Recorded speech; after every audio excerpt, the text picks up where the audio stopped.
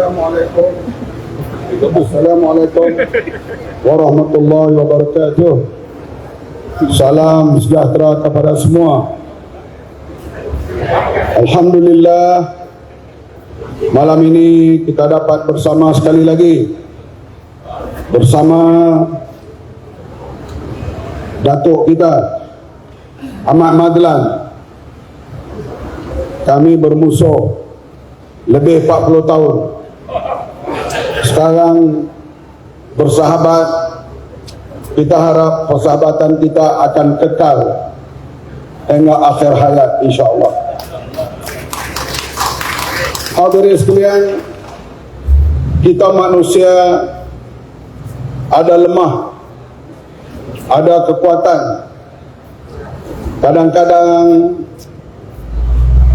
iman kita ini turun naik. Walau bagaimanapun kita kekal. Kalau seorang Islam, kita kekal sebagai seorang Islam. Dan kita akui ada kelemahan di sana di sini sebagai seorang insan. Saya termasuklah insan yang lemah itu. Di pihak sana seorang ulama yang dikatakan kerap bermimpi jumpa Nabi. Kalang-kalanya apa yang dia cakap seolah-olah orang terima begitu saja tanpa usul periksa. Sekarang mereka nak masuk Johor, pintunya muar. Bila dah pegang pahaman, dia tak kira lah negeri itu mundur ke, ayak keroh ke, tak apa, asalkan Islam selamat. Macam mana Islam selamat? Tak tahu. Tak ada projek ke, tak maju ke, tak apa, asalkan jangan Islam terancam. Bila pahaman itu masuk, hadirin sekalian, soal fastabiqul khairat, berlomba untuk buat kebaikan, sudah tidak dipikirkan lagi. Yang penting terlibat dalam apa pun tak apa, rasuah pun tak apa, menyeleweng pun tak apa, asalkan Islam selamat. Saya nak berpesan kepada diri saya dan kepada tuan-tuan semua. Kadangkala baru ini saya dedahkan pembohongan Presiden PAS. Malam ini satu lagi. Beliau seorang yang tidak berpegang langsung kepada keputusan mesyuarat. Kita mesyuarat berbincang, tapi dia boleh rombak keputusan itu tanpa melalui mesyuarat. Itulah dia Presiden PAS sekarang. Tidak seperti Presiden PAS sebelum itu. Sama ada Ustaz Fadil Nur, sama ada Tuan Haji Sorawa, sama ada Datuk Asri, sama ada Zulkifli Muhammad, sama ada Dr. Burhanuddin. Apa nak buat pun mesti melalui keputusan mesyuarat. Sebab kita diajar oleh ulama-ulama, termasuk Presiden PAS. Misalnya bila nak berlaku perang Uhud, Nabi sendiri lebih cenderung supaya bertahan dalam kota Madinah. Tetapi para sahabat minta supaya bertahan di luar, di Bukit Uhud. Oleh karena itu keputusan majoriti, keputusan mesyuarat, Nabi ikut keputusan bersama dengan jamaah dan pergi ke Bukit Uhud, berperang pada waktu itu dengan golongan yang menentang kerajaan Madinah. Ini diajar oleh beliau kepada kami, yaitu patuh keputusan mesyuarat. Bila kita mesyuarat waktu itu nak lantik Menteri Besar Selangor,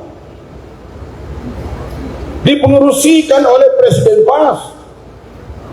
Dalam mesyuarat itu keputusan dicapai, yaitu Presiden PAS,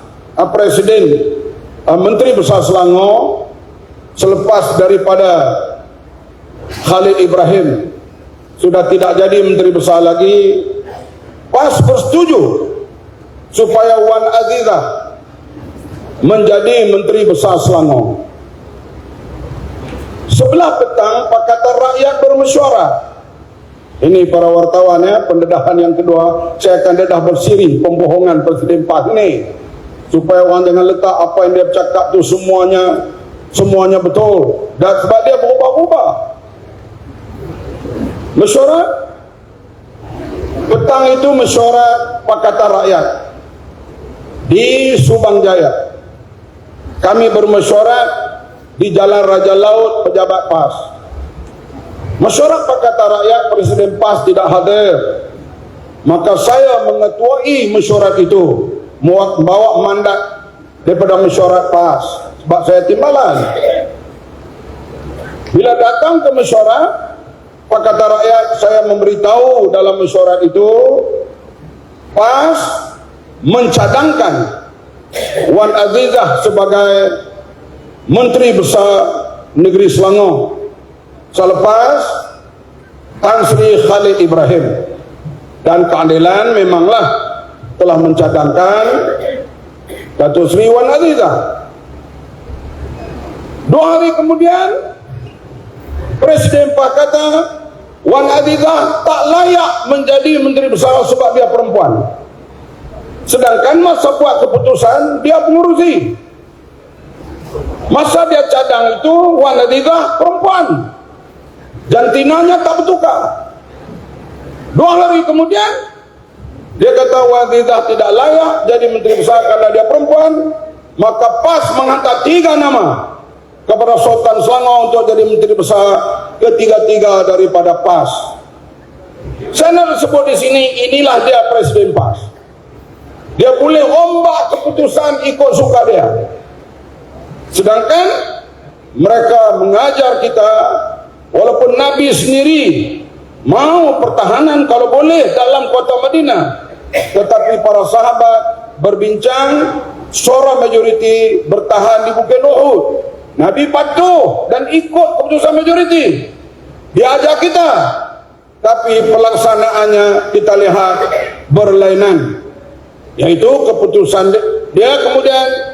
Dan beberapa orang ahli mesyuarat pula, kita kena ikut Presiden walaupun mesyuarat telah buat keputusan yang lain. Inilah hadirin sekalian yang saya kata, PAS ini hari ini dia kapal kawan ni, 5 tahun lagi dia berkawan dengan ni, dia kapal ke yang lain pula. Fatwa dia berubah ikut musim.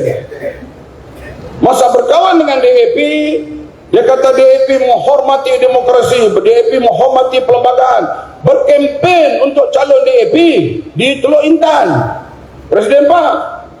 Tapi sekarang DAP komunis sebab dah tak bersama dengan DAP. Dulu UMNO, kita lihat amanat dia, amanat nak jadi sampai ke peringkat kami semua hafal. Saya walaupun PAS waktu itu hafal. Kita menentang UMNO bukan namanya UMNO. Kita menentang UMNO kerana mereka mengekalkan perlembagaan lokre. Derma kita ialah jihad, perjuangan kita jihad, mati kita ialah syahid. Kemudian bila diperbaik dengan UMNO, inilah dia anugerah Allah. Ubah pula. Sebab ni sekarang bersatu kena jaga. Sebab Presiden PAS ini dia berkawan dengan orang ni, dia jeling mata pada orang lain. Masa kami memerintah Pakatan Harapan, beberapa kali dia jumpa Tun Mahathir kita. Apa dia bincang? Kenapa dia bersama waktu itu dengan Muafakat Nasional pada masa sama pergi jumpa dengan Tun. Tadi kita lihat fatwanya berubah. Sebab itu kita lihat sekarang ini kami lah kena hantamnya amanah. Tak apa, bagi saya kalau orang tak maki saya seminggu, saya tak boleh tidur. Tapi saya nak beritahu kepada tuan-tuan sekalian, saya sebagai bekas timbalan Presiden PAS, inilah keadaan dia. Macam disebut selalu, DAP keluar, kita keluarkan kerana menentang negara Islam. Tak betul. PAS yang gugur negara Islam nak berkawan dengan DAP. kita tukar negara Islam kepada negara kebajikan, kepada negara welfare state.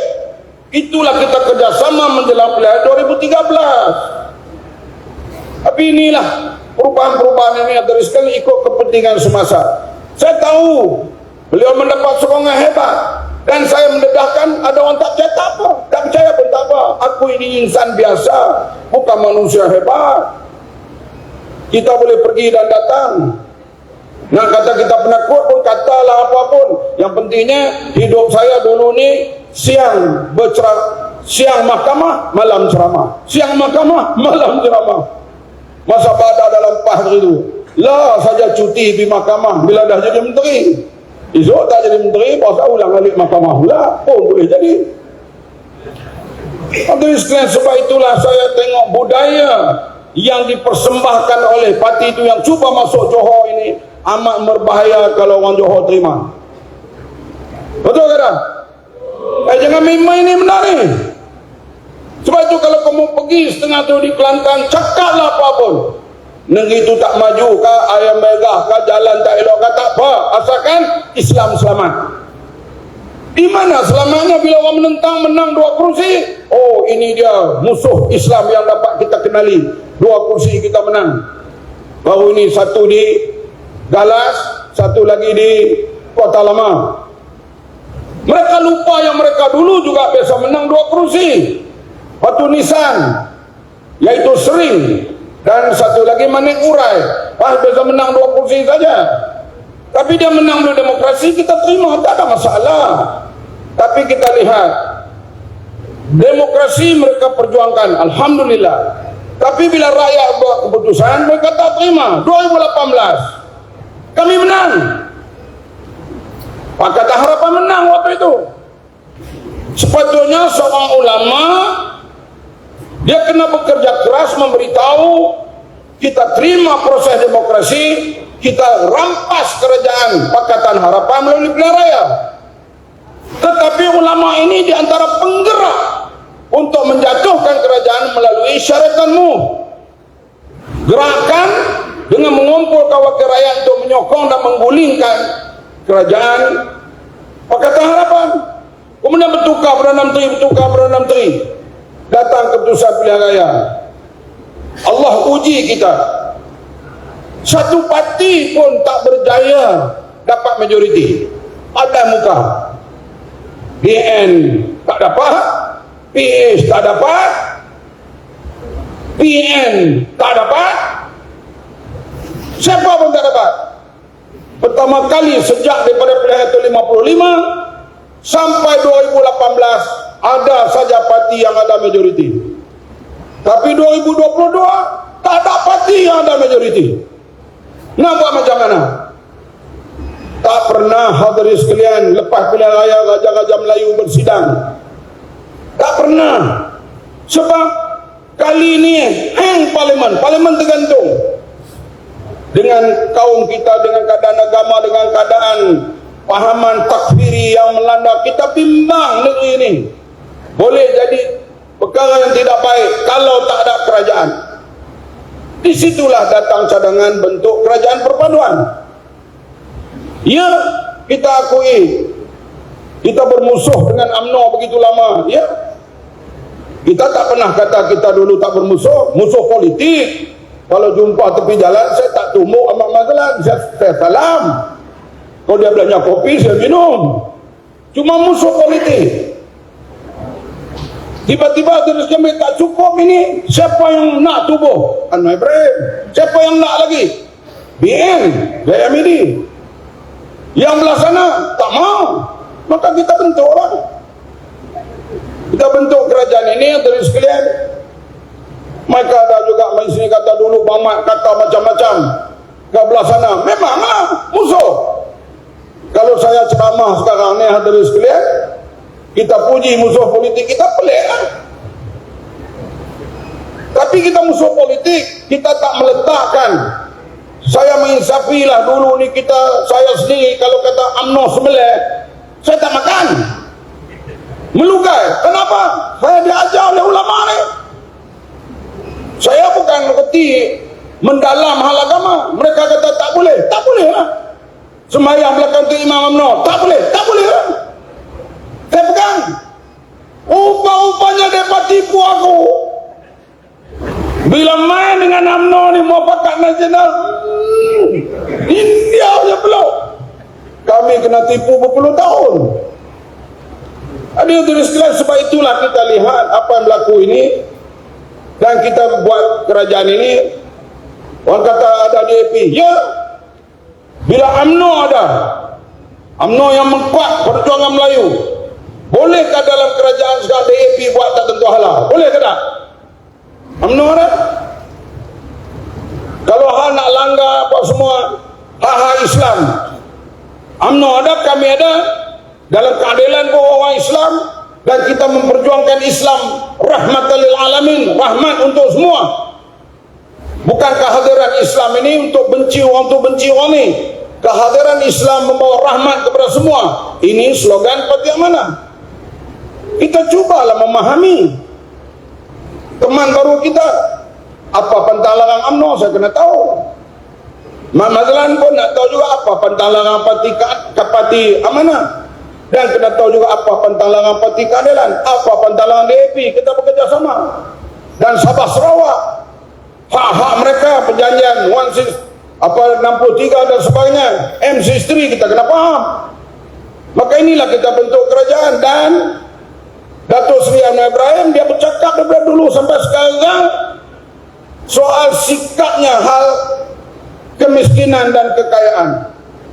Daripada dia dalam ABIM dulu, dia bercakap soal kita tidak mau negara yang kaya ini dibolot oleh yang kaya bertambah kaya, yang miskin papa ke dana.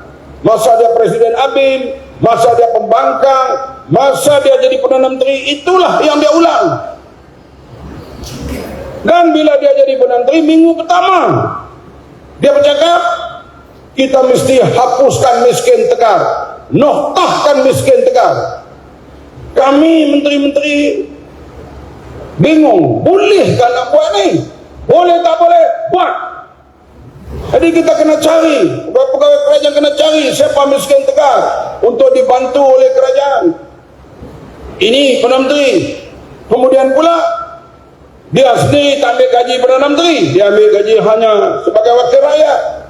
Kita nak klaim lebih pun PM tak ambil. Cuba dia curi lebih, aku pun nak curi juga. Adalah teringin nak mencuri lah, tapi dia tak ambil. Dan dia beri amaran setiap kali kalau ada aja menteri-menteri terlibat tanpa tolak ansur hak-hak rasuah dan penyelewengan ini. Kemudian kita lihat pula bila datang bantuan banjir,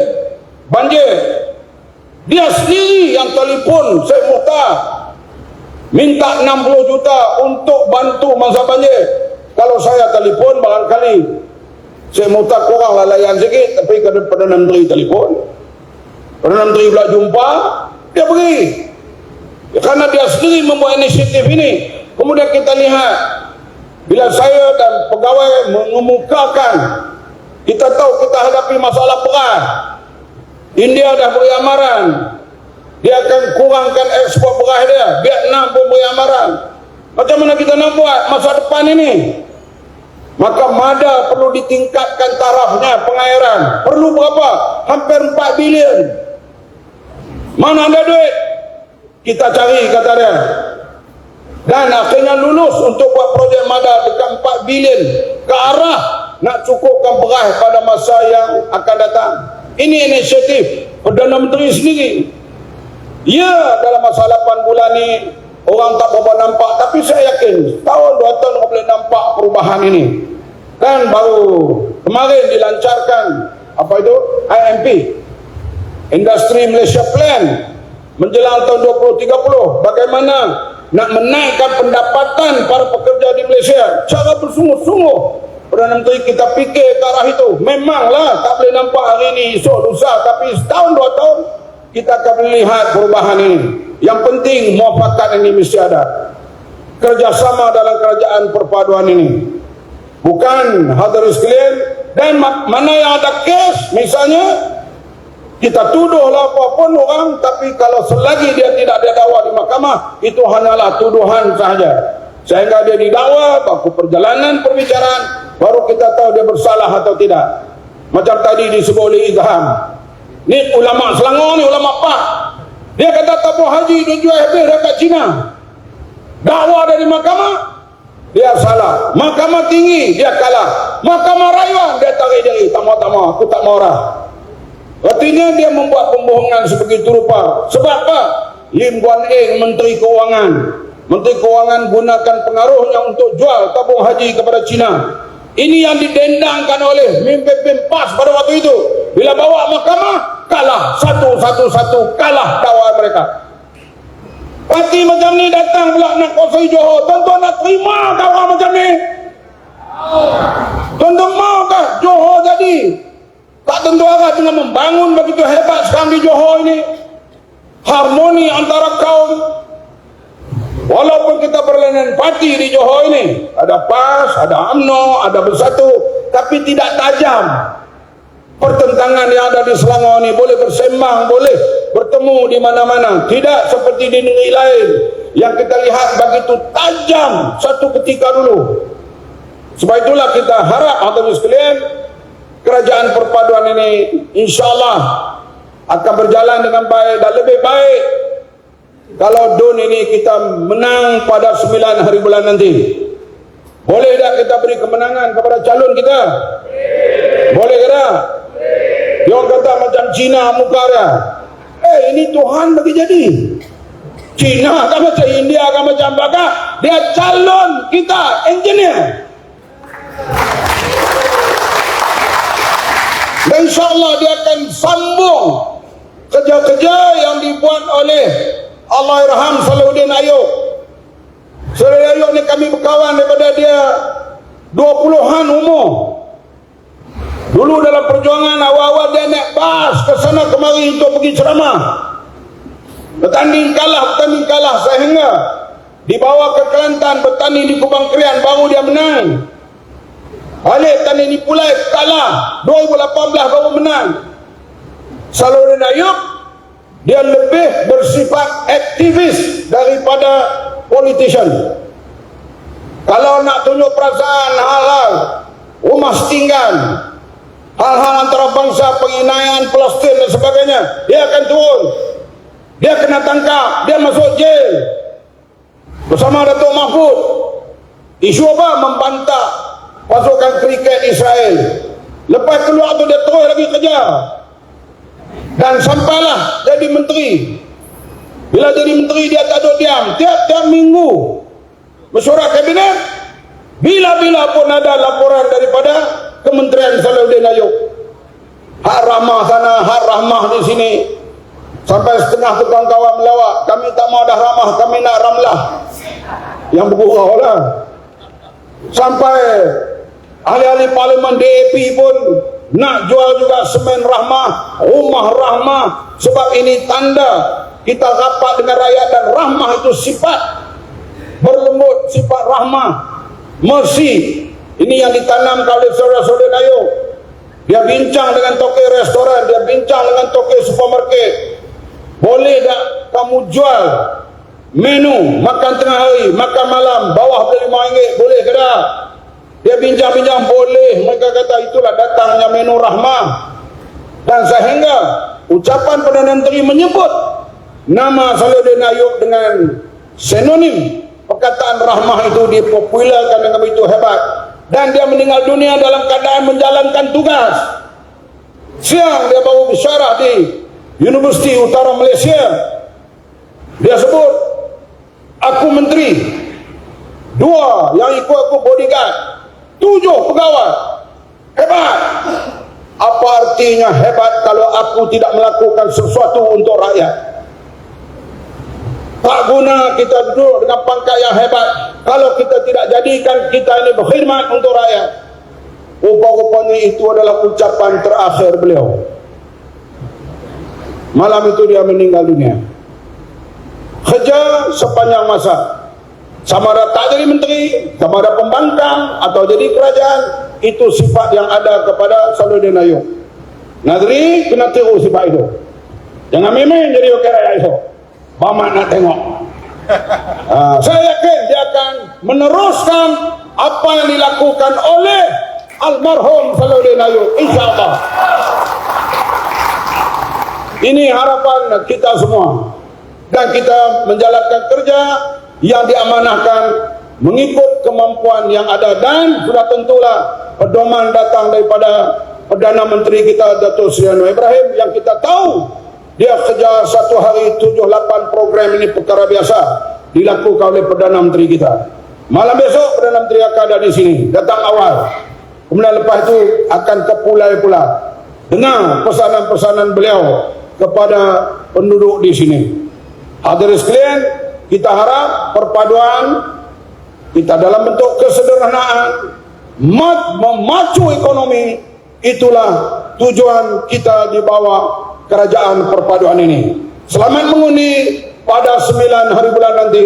Wabillahi taufiq wal hidayah. Wassalamualaikum warahmatullahi wabarakatuh.